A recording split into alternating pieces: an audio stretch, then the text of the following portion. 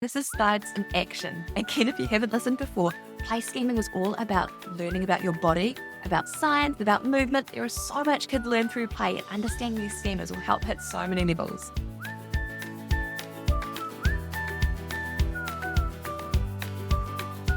Hello and welcome back to Demystifying Child's Play. I'm Ruth Burko, and today we're diving into a super fun and timely topic, which is how to mix your child's play schemas with easy and engaging Easter activities. If you've been listening for a while, you'll know that play schemas are the natural way children choose to explore the world through play.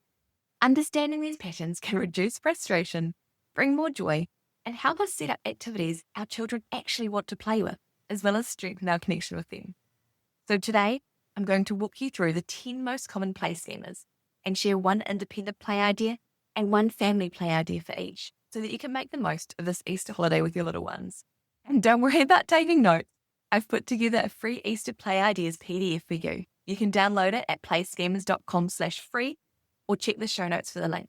Plus, I'd love to see what you try, so make sure you tag me over on Instagram at play_schemas. That's at play_schemas. All right, let's hop on in, whether you're out on a walk, catching a rare moment in quiet, or multitasking around the house. Let's dive on in and explore how we can incorporate more fun and meaningful play over this Easter period. Also, at the same place, playschemas.com/free, you can download a cheat sheet that has an overview of the top 10 play schemas in a more universal way. In fact, if you want both of these freebies, just head to the top of that page, playschemas.com/free, and you can opt in for my whole freebies folder that's got everything I've got on that page to make it super easy, because as parents, we already have enough hoops to jump through each day. Also, a little bit about me and play. I love anything in play that can be used again and again and again. So what I'll do is I'll give you some suggestions, but make sure you always take them as suggestions. If you have plastic refillable eggs, use them. If you want a sewing project to make fabric eggs, do that. Have bean bags, have balls, use them. We also have 6 lovely ladies at home, aka our chicken. So eggs are in abundance and at the right time of year. So I mentioned eggs a little bit, but also I haven't mentioned chocolate eggs. Feel free to sub them in too. Do what works best for your family. Okay, let's get into this list. Number 1, do you know which one I normally start with? Sometimes I change things up, but generally it's the trajectory schema, which is movement and motion, dropping, throwing, rolling. So for independent play, you could do an egg rolling race. You could use plastic eggs, either hollow or fill them with different weights to make the rolling different. Or you could use real hard-boiled eggs. And if you want, you could dye them with some natural colours or shop-bought ones for some extra fun. And then roll them down a rack made of repurposed cardboard or a baking tray. Or do you have some old downpipe? You could use that. With the different weights of the eggs, they'll roll differently, which is really interesting to see. Another way, for family play, you could do an egg toss game. Using those same ones, maybe not the hard-boiled eggs, maybe the fabric eggs. You could use the filled plastic ones. You could toss them into baskets or cloth bags from different distances. Both of these activities will fuel the need for throwing with trajectory, but also fill a sensory need too. And this is Science in Action. Again, if you haven't listened before, play scheming is all about learning about your body, about science, about movement. There is so much kids learn through play, and understanding these schemas will help hit so many levels. Okay, number 2 is the transportation schema, which is moving objects around. For independent play, you could do an egg rescue mission. Either you, or if you've got more than one kid at home, other kids, could hide eggs or small toys or natural objects like stones or leaves, either around, outside, or inside. And then you can make up a story about how they need to be saved and cared for before sending them out to complete the task. For me, I know we're really into superheroes at the moment at home. So if I can weave a story about some adventure and some superheroes, they're all in. And rather than just gathering them all up in their hands, help them to do the transporting by using a basket or a toy cart, something they can gain multiple items in. And as I said, if you've got more than one child at home, it can actually be repeated again and again with the children hiding the different objects. I know when we've done it as a family with either the kids or me or friends, it can go on for a very long time. Quite often the adults will get over it before the kids do. For a family play idea, you could do a buddy delivery service, just like the rescue but in reverse. Instead of them being hid and found, what you're going to do is start with everything, and you can make some bunny burrows using upturned boxes or baskets and deliver the eggs either in a basket, from carts or wagons. And again, you may not think this one will last long. With my kids, we all take turns being the one who goes to sleep while waiting, and it goes on again and again and again. Sometimes also hiding the object near the sleeping person so you've got to find them as well. This activity can be done any time of the year with the same ideas and either use it as is or just change the context a little bit to make it work for the season you're in. Number 3 is the rotation schema, which is spinning and turning. So for independent play, you can do spinning egg tops. You can use real eggshells filled with seeds or beads for a sensory spinning experience. Or you could decorate them with dyes or child-friendly paints.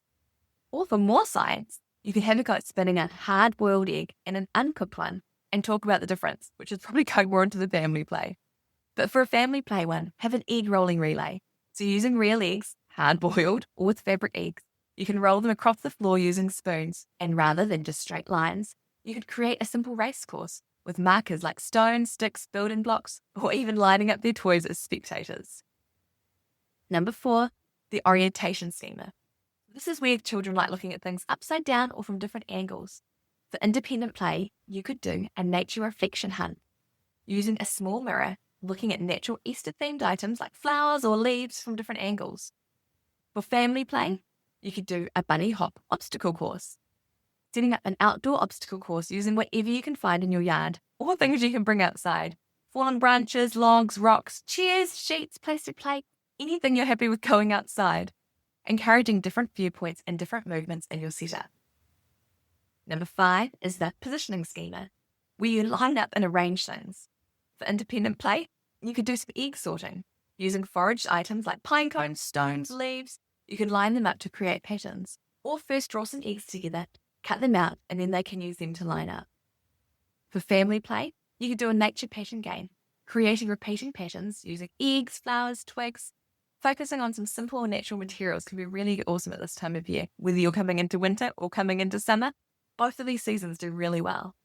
It can also be done well out on a walk. You can collect fallen materials while walking, and then when you have enough, stop and make a pattern that another walker can enjoy. Number 6 is the transformation schema, which is about mixing and changing of substances. So for the first one, for independent play, you could do some ice egg exploration, where you can freeze water with petals or herbs or even some toys inside, some egg-shaped molds or your normal ice cube molds, then let them melt either in warm water or on a plate to see the transformation. For family play, you could do some Play-Doh. So this is a really good one because you've got the changing of when you're making the Play-Doh, you've got the changing while you're using the Play-Doh. So once you've made it, you can use it to shape eggs, bunnies, or maybe some nature-inspired shapes or some things about the Easter story. And if you'd like the Play-Doh recipe, please let me know. Number 7 is the connection schema, which is joining things together. For independent play, you can do eggshell stacking. Maybe it's just because we have our chooks, but we have a lot of eggs. What you can do is save up and dry the eggshells, which have been broken in half, and then use them to play with and stack up. And then for family play, you can have a go at building a nature den. Construct a human-sized bunny burrow or Easter basket or bird nest, either inside or outside using sticks, leaves, blankets, and then enjoy story inside once it's complete. Remembering that connection is also connecting our bodies. So snuggle up like buddies, maybe reading an Easter story from the library. And who knows, you also may be filling the love tank through the love language of physical touch or quality time. If you're new here, we've just completed a series of the 5 love languages. So look back at episodes 14 through 17 or send me a message and I'll send them to you. Okay, homeward stretch. Remember to head to playschemas.com/free to get all of these ideas in your back pocket. So number 8, after the connection schema, is the disconnection schema. So this is taking things apart. For independent play, you can do eggshell smash. I know our kids love it when they get the chance to break things. Using the eggshells, those same ones you've just used for stacking, you can let your child crush them and explore the textures. Then you could even use those pieces to make a collage. As a family, you could make an egg piñata. To make a simple piñata, you can use old newspapers and natural glue. Even flour and water works well. And then you can fill it with whatever you like and then take turns breaking it open. But one top tip here is less is more when it comes to layers. You don't want to end up with a piñata you just can't get into, so you only need a few layers. Number 9 is the enclosure schema. This is filling and containing. So for independent play, you could do a nature basket fill, where they collect natural items like flowers, leaves, or small stones and place them in a woven basket.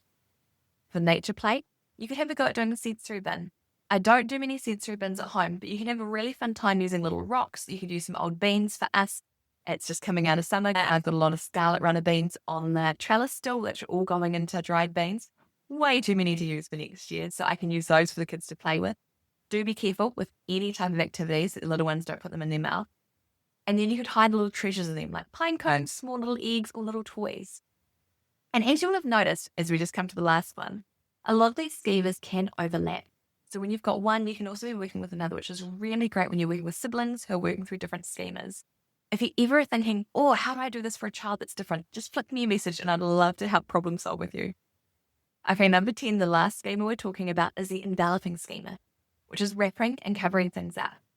So for independent play, you could do a nature wrapper using large leaves or some fabric scraps. You can wrap small stones or toy animals, mimicking a bunny or bird nest. And as a family game, you could wrap each other in some fabric and then hop around like a wrapped chocolate bunny. So have a go at doing this, and you might need to support each other with the bouncing. Even do some egg and spoon races, or you could even make it like a sack race. So as we've talked through those 10 schemas, what you can also think about is Easter traditions as a family. I'm all about getting outside no matter what time of year it is. And the great thing with Easter is whether it's your kind of spring or fall, autumn, both of them are beautiful times of year to get outside. So a great excuse. What you could do is an Easter nature walk, and it's something you can repeat every year. You could also have a treasure hunt as part of it, where you collect flowers, leaves, feathers, and then make a collage either on recycled paper or card that you can take home, or something on the ground like I mentioned before that you can leave there. As I said, you could do this year after year, the same track or different tracks. As a family, it's a great time to do story time. As I said before, head to the library and get out some Easter-themed books, and then read an Easter story together. Then you could use homemade bunny masks or stick puppets or the Play-Doh, or use their normal toys for some imaginative play to retell the story. Another family idea could be an Easter kindness basket. Think about some people you know who are living locally to you, or maybe a bit of a drive away, and you could fill a small basket with some handmade crafts, maybe some loose fabric eggs if you're going to make them, or maybe some baking, and then deliver it. One last thing, a really fun Easter tradition or an Easter family recipe you can use is bunny pancakes. What you can do is you can make simple pancakes and use fruit like banana slices, blueberries, and strawberries to create a bunny face. It's fun, easy, and very nutritious, and there are so many schemas that can be covered in this. I think particularly using eggs, being able to crack them, which gives you the disconnection, as well as giving you the transformation of mixing them together. You can also do rotation with the stirring. I can go on and on. When we make pancakes, our go-to now is oat pancakes. They're still delicious, but with the oats in, they've got that extra slow release energy and filling up power to help our little ones stay fuller and powered up for longer, as my 4-year-old likes to say. So I'll make sure I include the recipe in the free PDF over at playschemas.com/free. Okay, again, we have covered a lot today, and I hope these Easter play schema ideas bring you some fun, connection, and a little extra joy, and a lot less frustration to your home this holiday season. Don't forget to grab the free PDF, and do let me know if you try any of them over at Instagram at play_schemas, so we can share in the play inspiration together. Thank you so much for tuning in. I'll see you next time for more ways to play and support your child's development. So happy Easter, happy playing, and remember, today is a great day to play.